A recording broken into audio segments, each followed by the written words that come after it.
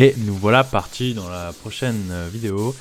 On va, maintenant qu'on a collé nos plugs, passer un grand coup de soufflette ou en tout cas vous devez trouver quelque chose pour enlever la poussière, un petit coup de balayette très très propre, ça marche aussi. Pour qu'il n'y ait plus aucune poussière sur le pain de mousse. Et là on vient enlever nos ailerons, donc évidemment il fallait avoir vérifié qu'il n'y ait pas de résine sur l'aileron pour pas qu'il reste collé au boîtier, mais on les a pas enfoncés complètement dans les boîtiers pour pouvoir les sortir facilement. On retrouve nos petits caches qui sont livrés avec les boîtiers pour les appliquer bien sur le boîtier en appuyant bien pour que ça soit étanche. Ensuite, vous me connaissez, toujours 2 paires de gants. Une grande paire de gants de ménage avec des gants en latex par-dessus pour des questions pratiques, pour pouvoir avoir toujours des gants avec lesquels manipuler et avec lesquels être au propre. On ouvre notre fibre de verre. On commence toujours la strate par le dessous. Donc, on prend bien notre fibre de verre. À partir de maintenant, il faut faire attention en la manipulant. On peut l'abîmer, donc on y va tout doucement. On enlève notre petit scotch sans tout exploser.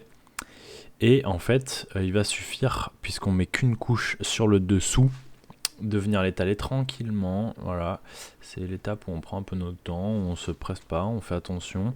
Puisque si on fait des petits trous, on décale un peu les fibres de la fibre de verre, la strate sera pas bonne et on risque d'avoir des endroits où ça prend l'eau ou des endroits où c'est pas solide.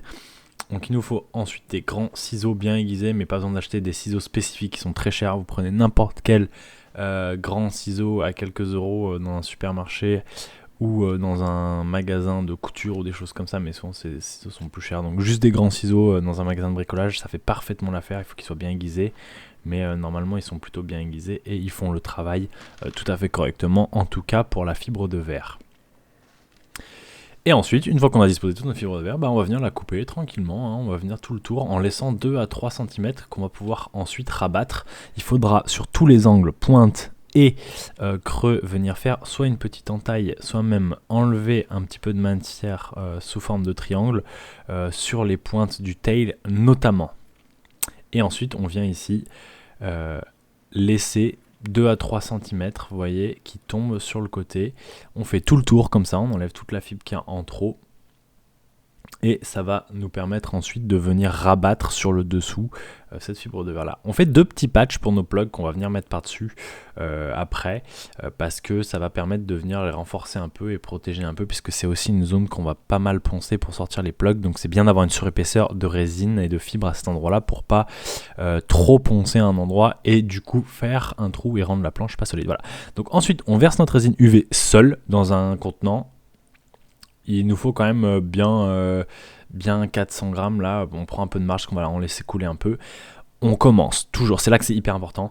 Je l'ai fait un peu vite là, j'étais concentré sur pas mal de choses dans le fait de filmer, mais on commence toujours par le milieu. Vous voyez, j'ai fait des petits plis là parce que je suis pas parti du centre, donc on part toujours exactement du centre de la planche pour aller vers les extérieurs, que ce soit le nez, le tail ou les côtés. On ramène toujours la résine par le milieu et on vient l'étaler et l'écarter par les côtés vers le nozzle tail. Ça c'est vraiment le plus important. Vous voyez, voilà, je ramène par le milieu, j'écarte sur le côté. Ce mouvement c'est le bon, ceux d'avant c'était pas les bons.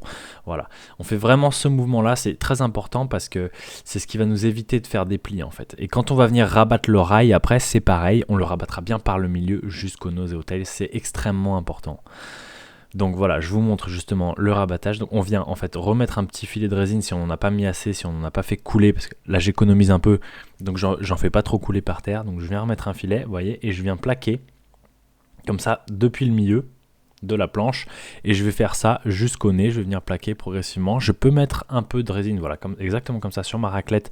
Si jamais j'en manque un peu dessous, il faut bien passer la tête dessous pour vérifier, vous voyez, qu'on a bien de la résine partout et qu'il n'y a pas des petites zones de fibres qui sont pas pleines de résine. On prend notre temps, c'est la UV, donc on n'est pas pressé. On vérifie bien qu'on fait pas de bulles. On étale bien tranquille, vous voyez, on vient bien rabattre notre fibre sur le dessous. Normalement, ça tient nickel quand on prend bien son temps. Et il va falloir aussi faire ça sur tout le tour de la planche, nose et tail inclus. Et une fois que toute la fibre, en fait, va vraiment venir être imprégnée de résine, on n'a qu'une couche là. On viendra aussi surveiller un petit peu nos plugs d'aileron qui sont à l'arrière. On utilisera un peu l'angle de la raclette pour enlever les bulles des plugs d'aileron. Vous voyez, donc là pour le moment je vérifie mon rail un peu de ce côté-là, bon, qui commence à vraiment être bien, à ressembler à quelque chose. On le voit sur la vidéo que c'est assez propre, mais que ça manque un tout petit peu encore d'imprégnation dessous. Je remettrai un petit coup de résine après. Voilà. Les plugs dont je vous parlais, donc ça va être important d'utiliser la raclette comme ça et de venir essayer de faire sortir toutes les petites bulles qu'il y a, parce que c'est un endroit qui fait vraiment des bulles, surtout qu'on a 2 couches de fibres, donc ça va venir buller encore plus. Il faut venir débuller tout ça, c'est très important, puisque sinon ça va faire des cavités quand on va venir poncer après. Et quand vous avez fait tout ça, vous mettez la planche au soleil et vous laissez durcir une 30aine de minutes. Voilà, et je vous dis à bientôt dans la prochaine vidéo. Pensez à vous abonner, la suite des vidéos arrive. Je vous dis à très bientôt, salut!